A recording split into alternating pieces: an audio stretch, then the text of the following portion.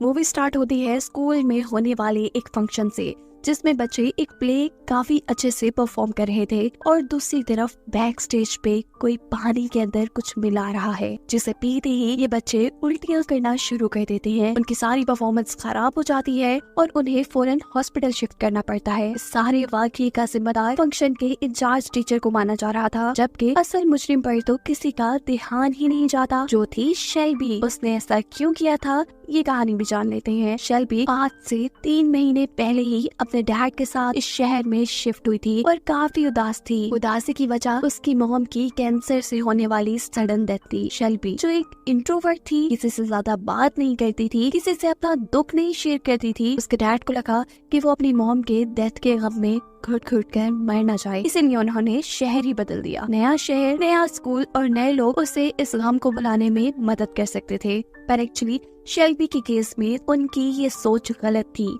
वो कभी भी लोगों से घुल मिल नहीं पाती थी और इस नए स्कूल में भी जब शरारती बच्चे उसका मजाक उड़ाते हैं तो वो अपने आप को कंट्रोल नहीं कर पाती और जोर से अपनी बुक उठाकर लड़की को मार देती है, जिसके रिजल्ट में टीचर उसे क्लास से निकाल देते हैं। हालांकि वो ये जानते थे कि बेशक शेल्बी का रिएक्शन गलत था, पर गलती दूसरे ग्रुप की ही थी। इसीलिए वो शेल्बी को कुछ देर बाद अपने ऑफिस में बुलाकर समझाने लगते हैं कि अगर ऐसे लोगों की बातों को हमने सीरियस लेना शुरू कर दिया तो हमारी जिंदगी तो काफी मुश्किल में पड़ सकती है। तुम्हें इन सब चीजों को इग्नोर करना चाहिए। वो शेल्बी की मॉम की डेथ के बारे में भी जानते थे। प्रोफेसर कहते हैं कि मुश्किल वक्त सब पर आता है, पर मुश्किल वक्त का कॉन्फिडेंस और बहादुरी से सामना करना पड़ता है। शेल्बी भी सबका कॉन्फिडेंस से मुकाबला करना चाहती थी, पर उसकी ये सारी सोच तभी हवा में उड़ जाती है जब प्रोफेसर के ऑफिस से निकलने पर वो शरारती बच्चे दोबारा उसका पीछा करने लग जाते हैं। वो भागकर घर आ जाती है। मूड खराब होने की वजह से उसके डैड उसे चीयर अप करने की कोशिश कर रहे थे, उसकी बचपन की तस्वीरें दिखाते हुए, जिन्हें देखकर वो एम्बैरस हो चुकी थी और इस सब में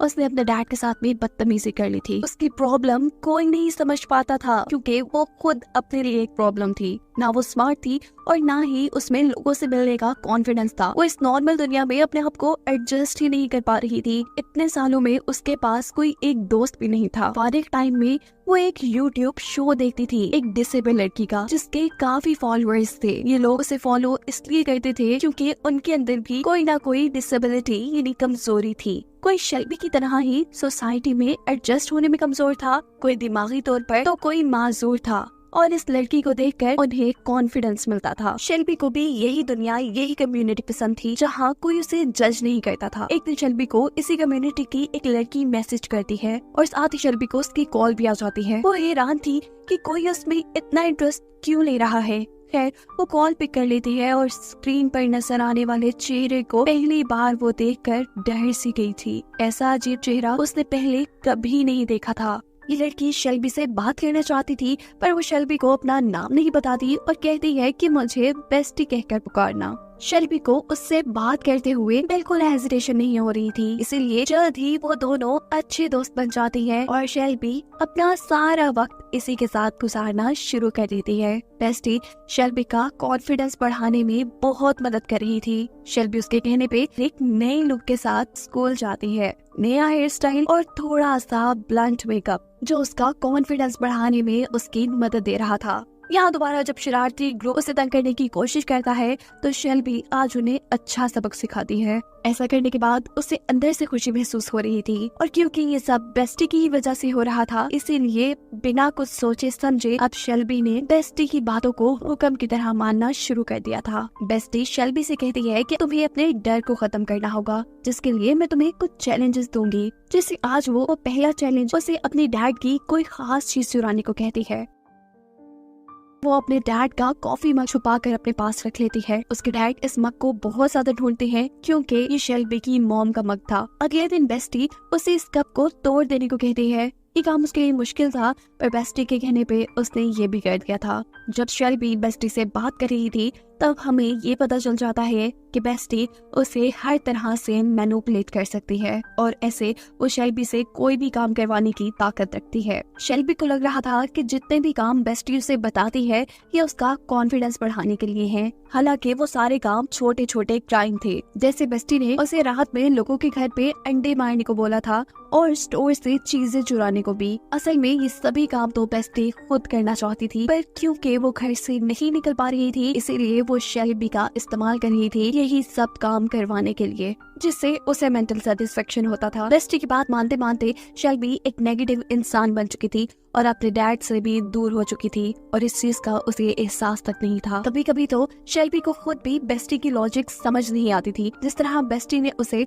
स्कूल के फंक्शन में परफॉर्म करने से भी मना कर दिया था और बेस्टी के ही कहने पर वो फंक्शन में होने वाले प्ले को खराब करने का प्लान करती है, ये सोचे बगैर कि अगर वो पकड़ी गई तो उसके साथ क्या क्या हो सकता है। वो इस प्ले में यूज होने वाले पानी के अंदर पॉइजन मिला देती है। ये वही सीन है जिसे हमने इस मूवी के शुरू में देखा था। ये सब करने के बाद वो काफी खुश थी और काफी एक्साइटेड थी। घर जाते हुए वो ये सोच रही थी कि जब वो बेस्टी को ये सारी चीजें बताएगी तो बेस्टी कितना खुश होगी उससे। शेल्बी बेस्टी के ही कहने पे हैलोवीन के दिन अपनी म्यूजिक टीचर के मरे हुए बच्चे जैसा ड्रेस पहनती है और जैसे उसकी मौत हुई थी वैसे ही वो अपने प्रोफेसर को एक्टिंग भी करके दिखाती है, जो देखते ही सभी लोग उससे नाराज हो चुके थे। तभी हैरान थे कि कोई इतना बेहस कैसे हो सकता है जितनी इस वक्त पे शेल्बी हो गई थी। इस सब की सजा में उसके डैड उसे बेसमेंट में बंद भी कर देते हैं, जहाँ से शेल्बी अपनी मॉम के लैपटॉप से दोबारा बेस्टी से कांटेक्ट करती है। यहाँ बेस्टी उसे मशवरा देती है कि तुम कुछ ऐसा करो जिससे तुम्हारे डैड तुम्हें यहाँ से निकालने पर मजबूर हो जाए। शेल्बी पूछती है क्या, और बेस्टी कहती है कि तुम अपना हाथ तोड़ दो। शेल्बी अपने आप को नुकसान नहीं पहुँचाना चाहती थी, इसलिए वो बेस्टी को मना कर देती है, पर बेस्टी तो ना सुनने के लिए तैयार ही नहीं थी। वो शेल्बी से कहती है कि तुम एक अच्छी दोस्त नहीं हो, तुम बहुत बुज़दिल हो, और उसकी मैनिपुलेशन वाली ये बातें शेल्बी को उसका हाथ तोड़ने पर मजबूर कर देती हैं। उसके ऐसा करने पे बाकी उसे बेसमेंट से निकाल दिया जाता है और हॉस्पिटल लेकर जाया जाता है, जहाँ जाकर उसे एहसास हुआ था कि बेस्टी बहुत ज्यादा टॉक्सिक थी और उसकी वो दोस्त नहीं थी, असल में वो दुश्मन थी और अपने मन चाहे काम शेल्बी से करवा रही थी। इन सारी चीजों का एहसास होने पे शेल्बी अपने पुराने काम छोड़कर दोबारा एक अच्छी जिंदगी शुरू करती है। उसे बेस्टी से सारे कॉन्टेक्ट खत्म कर दिए थे और उससे जितना हो सकता था वो अपनी गलतियों को सुधार भी रही थी। वो अपने डैड को उसकी मॉम का कप जोड़ के भी देती है, उनसे माफी मांगती है और फिर अपने म्यूजिक टीचर के पास जाती है जिसकी बेटी की मौत का शेल्बी ने मजाक बनाया था और अपने इस नए सफर में उसकी एक रिवर नामी लड़के से दोस्ती हो जाती है, जो तकरीबन उसी जैसा इंट्रोवर्ट था, यानी ज्यादा लोगों से बातें नहीं करता था। और जब शेल्बी को ये बात पता चलती है कि रिवर भी उसकी फेवरेट यूट्यूबर का फैन है तो उसे और भी खुशी हुई थी, ये जानकर कि उनके इंटरेस्ट भी सेम है। खैर अब शेल्बी घर जाने वाली थी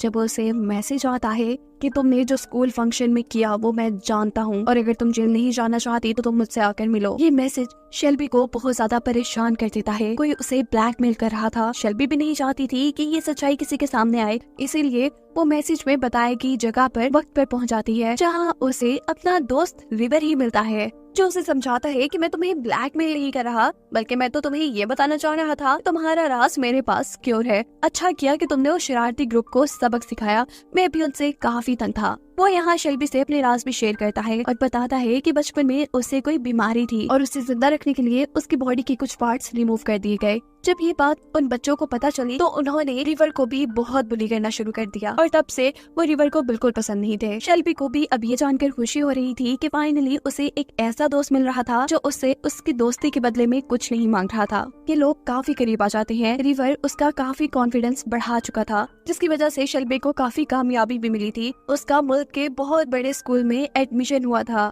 जो कि किसी और शहर में था। शेल्बी अब उस शहर में शिफ्ट हो जाती। उसके इस शहर को छोड़ने से पहले रिवर उसके लिए एक सरप्राइज प्लान करता है और उसे लेकर शहर से दूर एक नदी के पास ले आता है। घर के अंदर जाने पे शेल्बी को ये घर और भी ज्यादा डरावना लग रहा था। उसे लग रहा था कि यहाँ कोई रहता है, पर रिवर कहता है नहीं ऐसा नहीं है। वो अब सामने एक दीवार दिखती है जो उसे कुछ जानी पहचानी लग रही थी। सोचते पे उसे याद आता है कि ये वही बैकग्राउंड है जो बेस्टी की वीडियो कॉल में नजर आया करता था। उसकी सिक्स सेंस उसे ये बता रही थी कि अब उसके साथ बहुत कुछ गलत होने वाला है। वो यहाँ से भागना चाहती थी, लेकिन इससे पहले ऐसा कुछ करती उसे सीढ़ियों से अपनी तरफ कोई आता दिखाई देता है और इसे देखकर शेल्बी बहुत ज्यादा डर जाती है। वो जोर जोर से चिल्लाने लगी थी। वो भागकर रिवर के पास जाती है। उसे लग रहा था कि रिवर उसे बचा लेगा, पर यहाँ रिवर उसे पकड़कर मार देता है और हमें सबसे बड़ा सच ये पता चलता है कि रिवर को शेल्बी में कोई इंटरेस्ट नहीं था। उसने शेल्बी से दोस्ती करने से लेकर उसे मारने तक के सारे काम बेस्टी के कहने पे किए थे, क्योंकि बेस्टी उसकी भी दोस्त थी। अब बात कर लेते हैं बेस्टी की। तो बेस्टी को एक साइकोलॉजिकल इशू था।